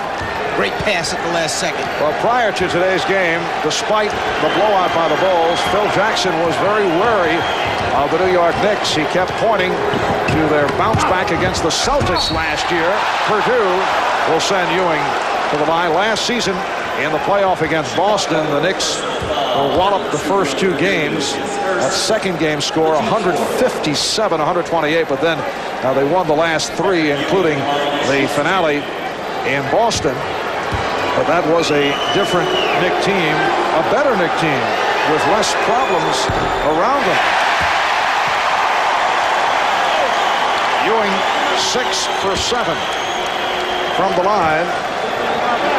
He is the only Knick to go to the foul line.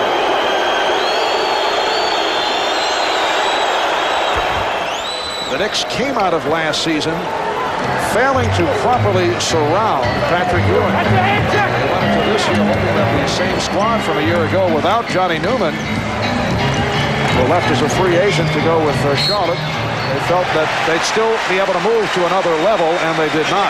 They went backwards. Foul on Cheeks.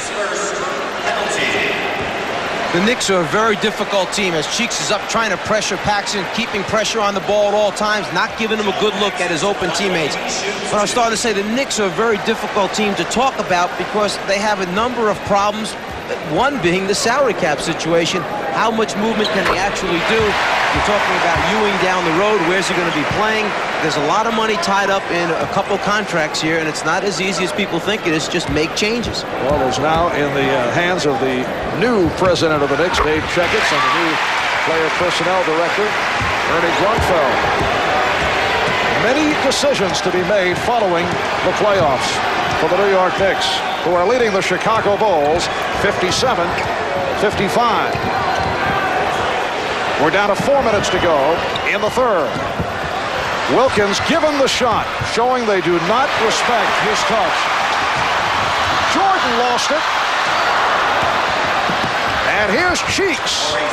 Maurice Cheeks showing the quick hands. He's come up with a number of steals, and the Knicks now lead by 4. Interesting to me, Cheeks took the ball right at Grant, never even thought about dropping it off to either wing. I'm not so sure he respects the shot ability. Wilkins with the save, and then Purdue was fouled by Vandeweghe. Knicks over the limit, so the Bulls to the line. Maurice anticipating where that pass was going to go, takes it right up into Grant's face, looking for the three-pointer possibly. At the other end, as they fire, Ewing keeps it alive, bounce. Gerald Wilkins trying to save it through his legs. Unfortunately, the foul takes place by his teammate. Timeout taken by the Knicks with 3:33 left in the third. Earlier today, a scene on NBC. The Indiana Pacers knocked off the Boston Celtics up in Boston. That tied the series at 1, led by Chuck Person, who had 39 points, an NBA playoff record 7 from downtown. And a look at what is happening in the Eastern Conference. Philadelphia surprising Milwaukee, beating them last night in OT. They have been a superb overtime ball club. And out of the West, Blazers on top. Utah and Phoenix now tied at 1. Lakers made a 2-zip yesterday afternoon. The Knicks lead the Bulls 59-55, and Will Perdue on the line with the Knicks over the foul limit. Will Perdue has played very well as of late. He has been getting the playing time. Knicks have been to the line only 8 times, and that is all Ewing. No one else aside from Ewing to the free throw line for the Knicks, who now lead it by 2. Here's pressure by Chicago.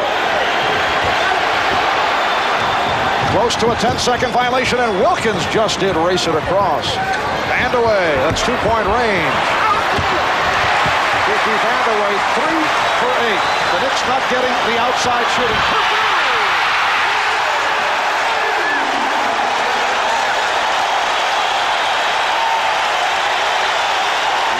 Purdue has tied the game at 59.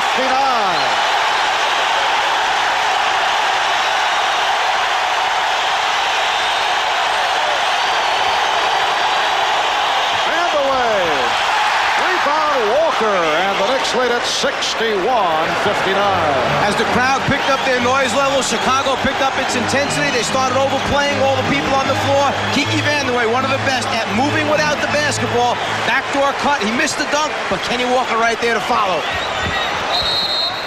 Illegal defense called for the first time against the Knicks. You think that it's easy to throw a lob pass. Try throwing one from one step over half court. It takes concentration on the guy receiving. Purdue right at the front of the rim. Great job by Paxson. And Jordan able to penetrate.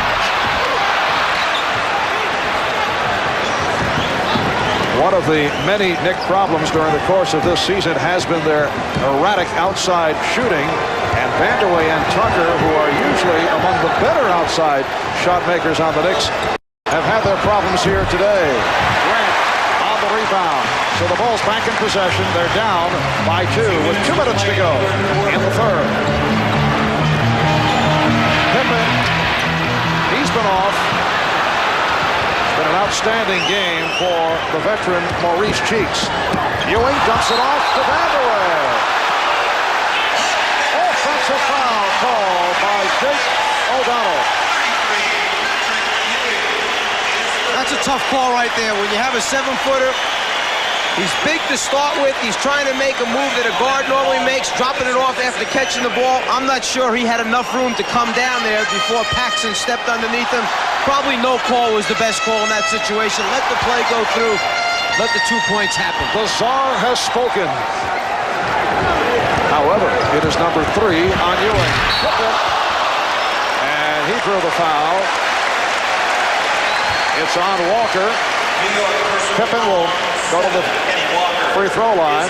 The Knicks have tried to keep Pippen from going to his right hand, his strong hand, as much as possible. They're influencing him to go left. When he goes left, he doesn't finish quite as well as he does going down the middle of the lane with his right hand. And Mark Jackson getting set to report back. He went out in the first half after taking a shot over the left eye that required 7 stitches, and he's making his return. Mark played only 1 minute in the first half. Looks to me like his handlers in the corner did a good job of getting him back out for the next round.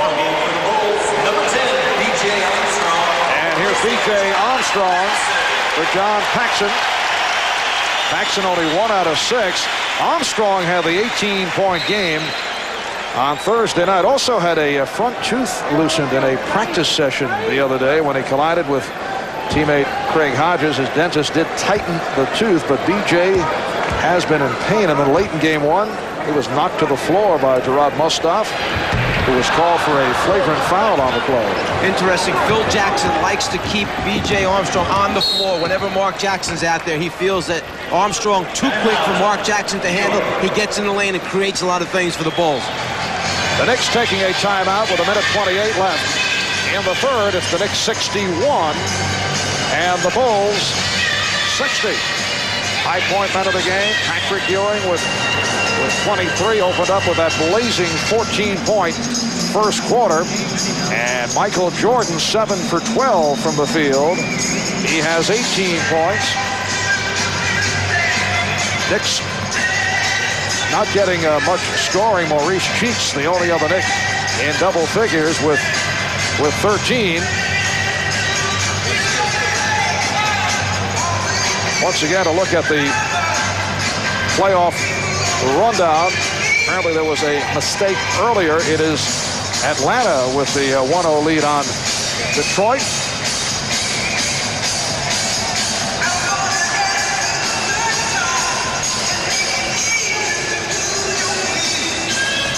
Well, Patrick Ewing overall 8 for 18 from the field and 7 for 8 from the foul line for his 23 points. During the course of the regular season, even though the Chicago Bulls swept the New York Knicks, John McLeod felt that the games were basically close. He said the Knicks had an opportunity to win all 4 basketball games.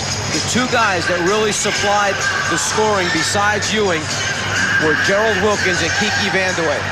They certainly need someone else to step forward right now if they are to maintain this lead and help Ewing out down the stretch here.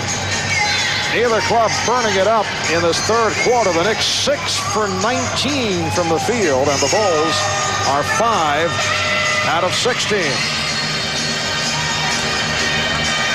In the playoffs, these 2 clubs met 2 years ago. The Bulls beat the Knicks in 6. Back in 1981, the Bulls swept a 2-game first-round playoff series. The Chicago Bulls have made the conference final 2 straight years and were eliminated by Detroit the last 2 and eliminated by Detroit overall the last 3 seasons. An important factor for New York, particularly in a building like this one where the crowd is so great and they help give the home team such an advantage. When this crowd gets going, you've either got to get to the foul line or come up with a score to silence them. And Wilkins was rejected by Purdue. It will be Nick Ball knocked out of bounds by the Bulls. Brian Quinnett has come back, replacing Kiki Vandeweghe. Wilkins says, if my outside shot's not going down, I may take it to the rim. Unfortunately, Will Purdue had a different idea. Minute 16 left in the third. The Bulls looking for an adjustment of the 24-second clock. And now here is Gerard Mustaf, broken nose and all, making his return. He played 2 minutes in the first half, and Patrick Ewing will get a rest. Mustaf now operating as the backup center. Quinnett for Mustaf. Rebound Pippen, and he's fouled. That'll be 2 shots with the Knicks over the limit. It's called on Walker. They certainly didn't waste any time getting the ball down low into Mustaf. He takes it strong to the basket, hits the front of the rim, and gang rebounding by both teams as the ball goes up. There's a lot of physical contact out there. Scottie Pippen, a 71% free throw shooter. He has had a magnificent season, averaging just under 18 per game, emerging as an all-star. It's been a breakthrough year for Scottie Pippen out of Central Arkansas. To show you how uniquely valuable Pippen is, no forward has more steals, no small forward has more blocked shots than Pippen. Only Larry Bird averages more assists. He put the game out of reach on Thursday with 14 of his 25 points in the second quarter. Again, pressure. And Jackson able to move it across against Jordan. The Knicks have to be ready for this. They did it the entire first game. The Chicago Bulls on a free throw. They're coming after you. Game tied at 61. 3 on the shot clock. And Jackson will strip. Here's Quinnett. And he's blocked by Purdue. It is a 24-second violation. An outstanding defensive sequence by the Bulls. Well, when you look out on the floor, you have 2 guys in Mustaf and Quinnett who do not have a lot of playoff experience. They must be aware of the shot clock. When you got a good open 15-footer, stop and take the shot, particularly with the shot clock running down. Jordan with the step. Half-minute left in the third. Game tied at 61. John McLeod is holding his breath right now. He's just trying to buy some time, rest his key guys on the bench, and hoping that this group does not allow Chicago to get on any runs. Quinnett lost it. Mustaf on the recovery. Nice move by the rookie from the University of Maryland, Gerard Mustaf. And the Knicks take a 2-point lead. Final seconds. Third quarter. Down to 5. Pippen for Purdue, who lost it. And here's Wilkins getting it off. So that is the end of the third quarter. The Knicks 63 and the Bulls 61. We'll be back after these messages and a word from your local station.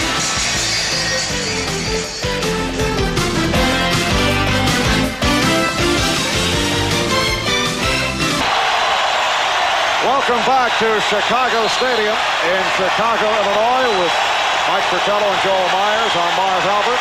As we head to the fourth quarter, the Knicks leading the Bulls 63-61. The Knicks with a bounce back following the embarrassment of the 41-point defeat in Game 1 on Thursday night. The Bulls with a 15-point second quarter and a 19-point third quarter. And New York really making a concerted effort this game to get the ball down low. 14-2 in favor of New York on second chance points. 28-20 in the paint points in favor of New York. Stacey King, who just checked back in, was rejected. Kenny Walker on the block.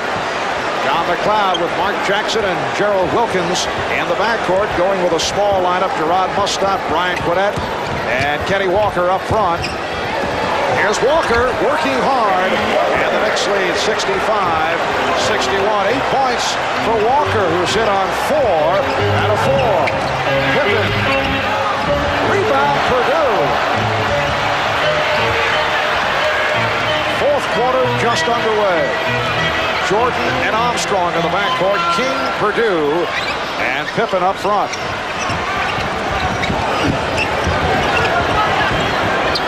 King posting up. Here's Armstrong. And the Bulls are having their shooting difficulties. Good hustle by Stacey King. And he will go to the line. Mark Jackson ran away from the open player, Stacey King. Mustaf had landed out of bounds. Unfortunately, you can't leave the guy by himself. Walker with the great rejection, which will help reduce the the field goal percentage of the Chicago Bulls. Then he comes back and posts up strong, takes it right up into King's face. Foul on Walker, his third.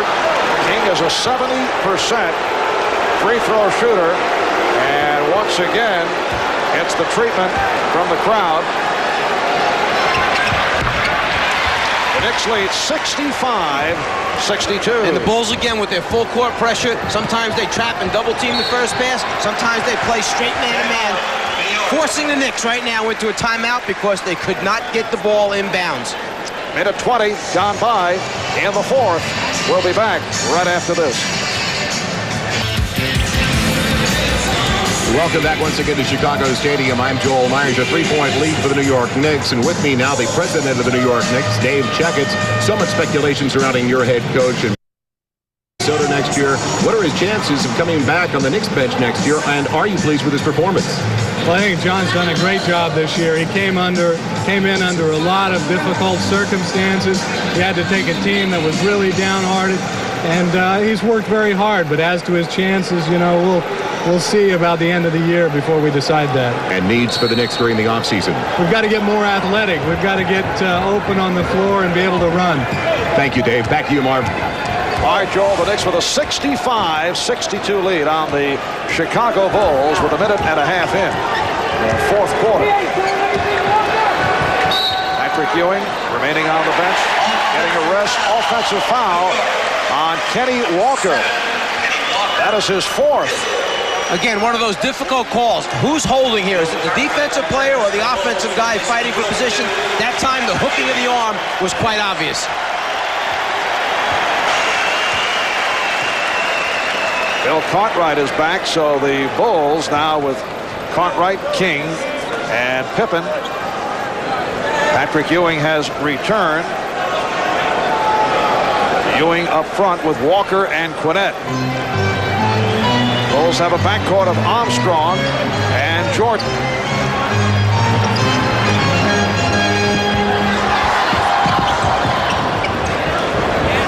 Charles Oakley getting set to return.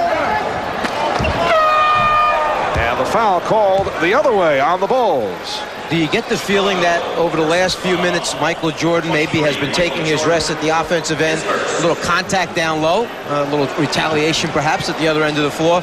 But it seems right now Jordan maybe is taking his rest. Jackson wants him on the floor for his presence, but you don't see him going to Jordan. You don't see him trying to take over the game right now. He's letting the other guys get involved a little bit more, but you can bet on it. He will be back to be heard from before the game's over.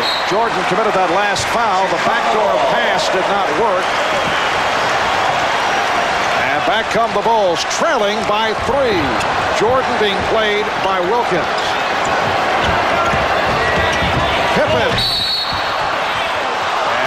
And offensive foul on Pippen, his first. Again, they forced him to go to his left hand. We mentioned earlier, he does not finish quite as well. Tries to use that right arm to ward off the defensive player. The official picks it up on the baseline. Great angle. You can see Joe Forte looking through the crowd. He had perfect position. Mike, as you well know, you do not want to go into the final minutes of a close ball game going up against Michael Jordan, particularly here in Chicago. Oh, there's no way. You need like about a 15, 18-point lead with a minute to go, and you might feel comfortable. Knicks by 3. It's been a close game throughout. 1 point Chicago led by 6. Knicks have led by as many as 5. Knicks just did beat the 24-second buzzer. Here's Pippen. Oh, what a spectacular move by Scottie Pippen. The Knicks lead is 1. Now, remember, you can't play this game on a conservative level where you're saying you're going to take the crowd out of it by running the shot clock down. This Bull team gets after you. They're up, pressuring, challenging every pass. You still must be aggressive offensively. You must be assertive. Get shots up that are good shots. Now, that is not the type of shot that the Knicks would be looking for. Armstrong, and he was walloped. So B.J. Armstrong will go to the line. One of the downsides of Patrick Ewing's game has been that he will get jump shot crazy. He has a great touch from outside, there's no question, but he must give up the medium range jumpers, particularly in the double team situation, and kick it out. But from time to time he'll take that type of shot, and it can be a crusher, as we saw. It led to the fast break. Well, there's a difference in the type of jump shot that you take. Earlier in the game, he caught the ball, he was facing the basket, he got his feet set, there was great rotation coming on the basketball when he released it. That time, back to the basket, feeling the shot clock was down, he spins, turns, launches it. That's not the type you'd like to see him take. B.J. Armstrong has tied it at 65. Greg Hodges replacing Michael Jordan. 18 points on 7 for 13 from the field for Jordan. 8:46 remaining in the fourth. Now, if you're New York, you're anticipating that the press is coming after this free throw attempt if it goes in. Bulls by 1, and here is the pressure. They double up on Tucker. And Oakley loses it. Foul on Tucker. The problem for New York right now is when Oakley passes and cuts through, they double team and jump the ball immediately. That means the next pass is going back to Charles Oakley. I'm not so sure you want Charles Oakley trying to lead the fast break. The hands are a problem. He's not a guy who handles in traffic real well. Tucker just takes the foul to avoid the quick layup.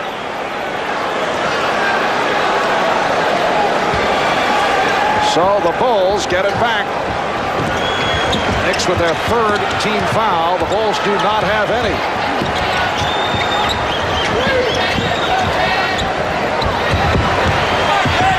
Pippen lost it.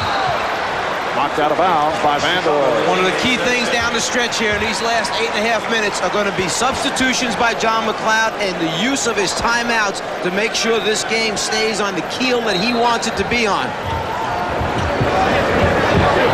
Down to 7 on the shot clock. And Pippen was blocked. He felt the shot clock was further down, and so he's just looking to pump it up. If I'm New York right there, I try and push that fast break. You got a block shot. You had a good defensive play. Try and take advantage. Don't back it out and let them regroup at the defensive end. Here's Ewing. And the call made by Jake O'Donnell against Stacey King. Ewing on the switch out, winds up on Pippen. Great challenge and block. At the other end, posting up, taking it strong. The late call, but a good call. And again, it's Patrick Ewing to the line. He is the only Knick to go to the foul line.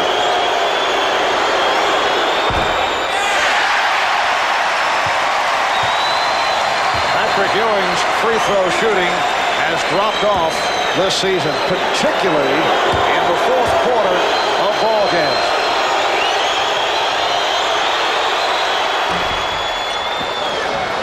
The Bulls and the Knicks are tied at 66.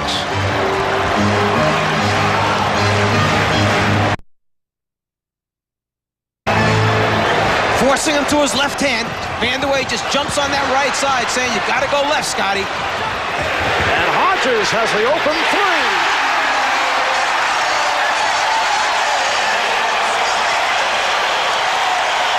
Greg Hodges with his first bucket of the day, a three-pointer. The Bulls 69 and the Knicks 66.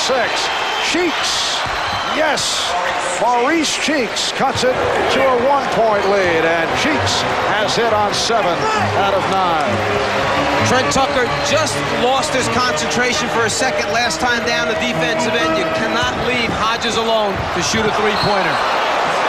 Pippen lost the dribble, but it was deflected out by the Knicks. Pippen being forced to his left.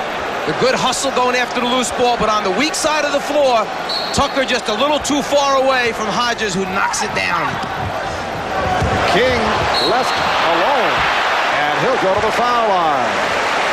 Stacey King saw the opening.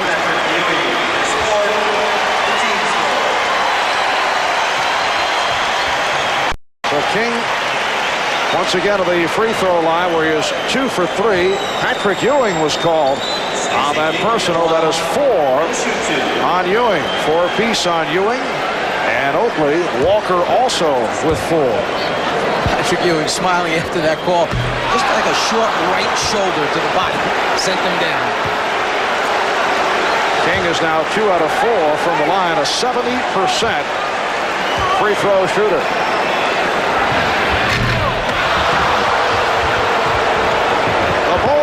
By 1, 69-68. Just under 7 minutes remaining in the fourth quarter. The Knicks hoping to go back to New York with the series tied at 1. The Bulls looking for a 2-0 lead in this best of 5. And away for 3. Oh, he's been off right throughout the day. Make it 3 for 10 for Kiki Vandeweghe. He's so anxious to get it going. You can just see him rushing the shot. It's not the smooth stroke that he was always known for. Timeout is called with 6:39 left in the fourth. Knicks coach John McLeod telling us last night how upset he was about the attitude of the Knicks at practice last Tuesday back in the New York area as they began preparation for the playoffs. Says it did pick up later in the week, but he felt the Knicks did not show up mentally last Tuesday. Now the Bulls went the other route. They conducted a 4-hour practice session back on Tuesday that was so intensive. Scottie Pippen and Dennis Hopson got into a shoving match. Pippen took exception to the matter. He was being guarded by Hopson. Jordan has reported back. Nice setup from Jordan to Grant, and the Bulls lead 71-68. Well, Phil Jackson in the 4-hour practice trying to set the tempo for the playoffs. And during the course of that 4-hour practice, it's actually 2 hours of film work. That's a long session with film. I don't care what the movie is, they might be watching. Cheeks off the mark. We're down to 6 minutes to go in the fourth quarter. And the Bulls by a 71-68 advantage. Jordan, yes! So the Bulls by 5. And a timeout taken by the Knicks.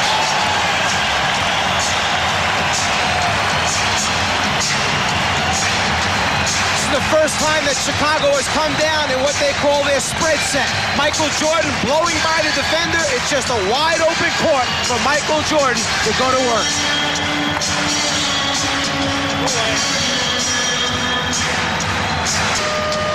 A spurt by the Chicago Bulls. They've taken a 73-68 lead with 5:50 to go in this fourth quarter as the Bulls seek to make it a 2-0 lead on the Knicks.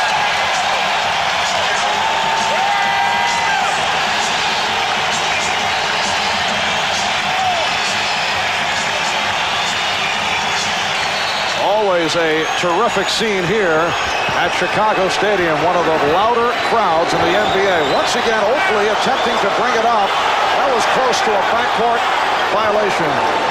Always an adventure when Charles dribbles the ball. Teams that have a lot of playoff experience in big games understand that in crunch time, that fourth quarter, the defense must tighten up. In the first half of the fourth quarter, only 5 points for the Knicks.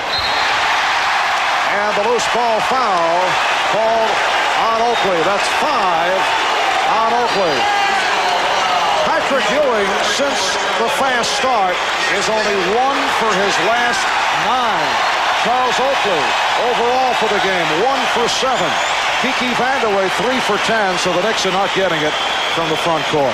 And you must understand that when your team is in the bonus situation, in other words, when they've committed too many team fouls, hustle is fine, but you've got to be smart. Don't give any easy points away to the opposition by fouling on loose ball situations, sending Grant now to the free throw line. Horace Grant is 1 out of 2 from the line. The Bulls by 6. 10 points for Grant. It's been a low-key performance by Michael Jordan. 20 points for Jordan. Pippen with 13. Grant with 11. Cartwright 10. Ewing with 24. And again, the pressure by the Bulls that has bothered the Knicks. This the biggest lead of the game. Shot clock is down to 5. And the foul called on the Bulls. You make an excellent point. After all that pressing, trapping, finally getting the ball back into the right guy's hands, Cheeks to set up. There were only 7 seconds left on the 24-second clock. By the time he threw the first pass, 5 seconds were left. Foul on Cartwright. That is his 5th.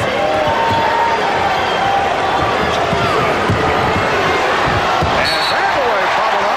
Foul on Jordan, who does not agree with the call. That's his 2nd. Mike, the Knicks opened the game by, as John McLeod promised, by pounding the ball down low to Patrick Ewing. Very successful at it, and they've not done it in some time. Why go away from what worked? Now it's a jump shooting exhibition by Ewing. The biggest difference is that the Bulls have now extended their defense. They're making New York take more time getting the ball up the floor. They're challenging the entry passes more. As a result, when the ball does go into the low post, if Ewing gets double teamed and has to kick it out right away, there's only time for that one pass and the shot must go up. Earlier in the game, they got the 2nd, they got the 3rd pass, they found wide open people with ball movement because there was plenty of time left on the shot clock. They were getting into their offense quicker. The Bulls lead at 75-70. 4:45 remaining in the 4th. And Jordan fouled. Cheeks over to help out. And he's called for his 2nd. And with the Knicks over the foul limit, the Bulls will go to the line repeatedly here in the final minutes. Chicago with only 3 team fouls. Knicks have 2 timeouts left. The Bulls 3 and a 20. So important for teams to get into that bonus situation early in each quarter. Many coaches emphasize that as one of the most important points each night. How much time do we spend in the bonus situation just building up points on the foul line?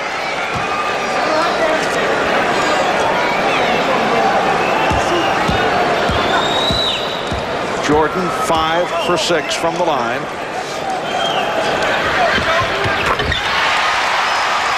The Bulls by 7. Once again, pressure, light pressure, or as Phil Jackson calls it, escort pressure as they drop back. That means that's not the real serious pressure. I think that's my favorite basketball phrase now. Escort pressure. Yes. And again, the jumper by Ewing. Grant with the box out.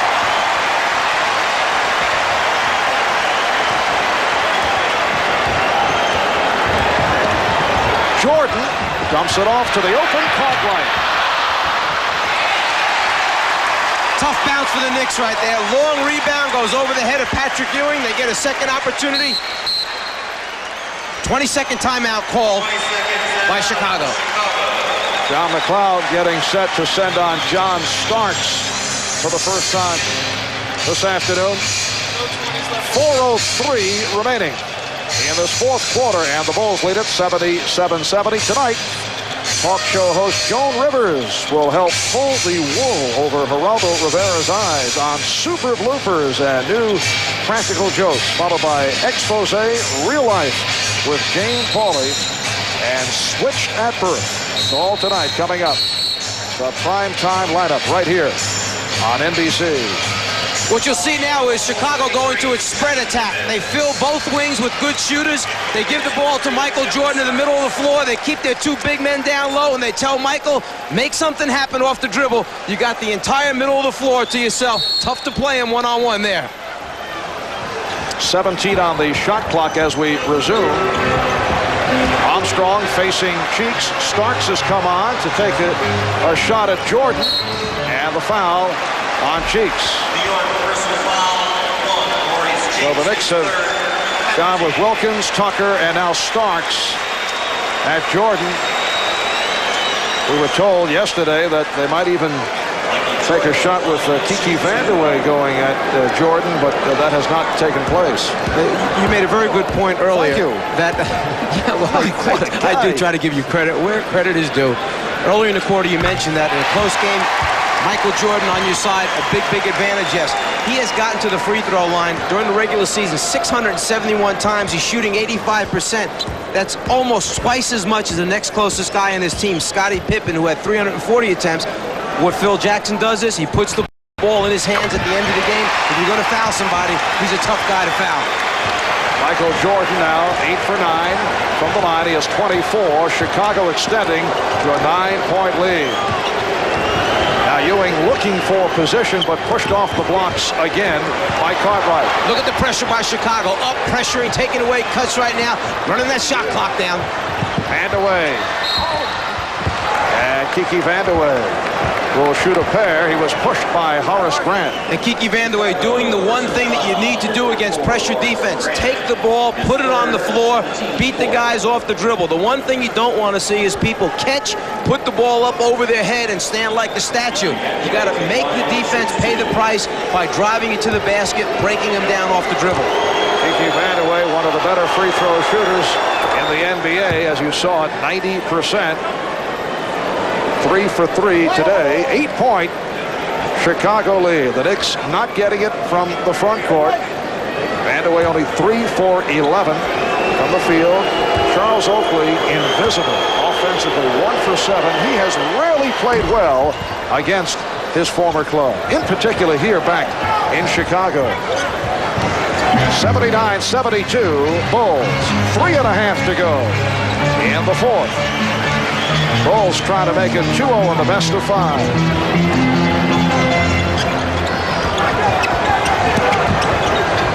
Chicago now back to running their triangle offense, their regular sets.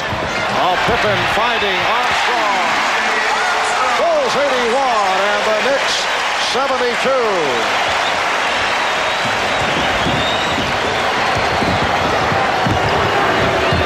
Nice fake by Vandeweghe, but then he's stripped. It will be Nick Ball. The Chicago Bulls went 61-21.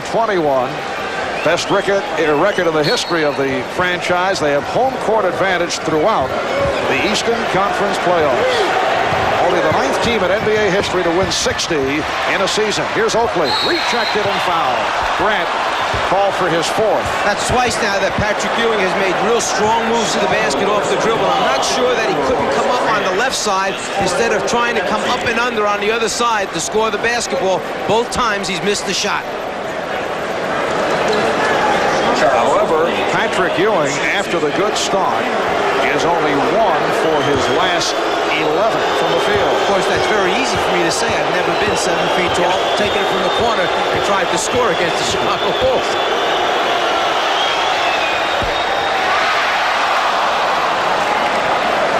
That is only the 3rd point for Charles Oakley.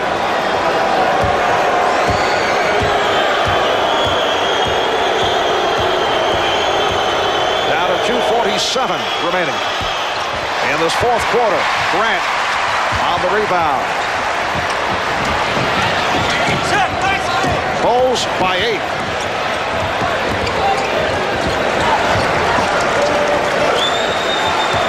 And now nursing the clock. 5 on the shot clock. Vandeweghe forcing Pippen left again. Cartwright. Yes.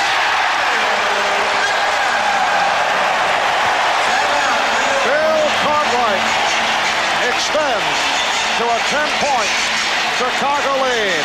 And the Knicks will be down to their final timeout. 2:19 left in the fourth.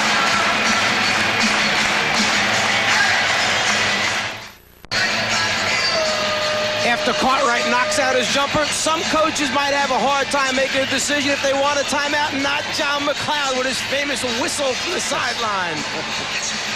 Yes, he does get the attention of the players with the famed whistle. Today's Miller Genuine Draft Player of the Game, Bill Cartwright of the Chicago Bulls. On behalf of Bill, NBC, and Miller Genuine Draft will donate $1,000 to the Thurgood Marshall Scholarship Fund. A solid performance by the one-time Knick, who did a nice job in the second half against Ewing, who's only 1 for 11 after opening up 7 of his first 11. Here's Starks giving it up to Wilkins, and Gerald Wilkins with only his 3rd field goal. He has 6 points. The Bulls lead 83-75, just under 2 minutes remaining in the fourth quarter. The Bulls have outscored the Knicks 22-12 here in the fourth. Knicks shooting only at 39%. Nice balance by Pippen. And the official, Ron Garrettson, looking for help. Well, apparently a timeout was successfully called. Ron Garrettson said that, yes, he had control of the ball when he called a timeout. Starks didn't agree, but so be it. It's a timeout.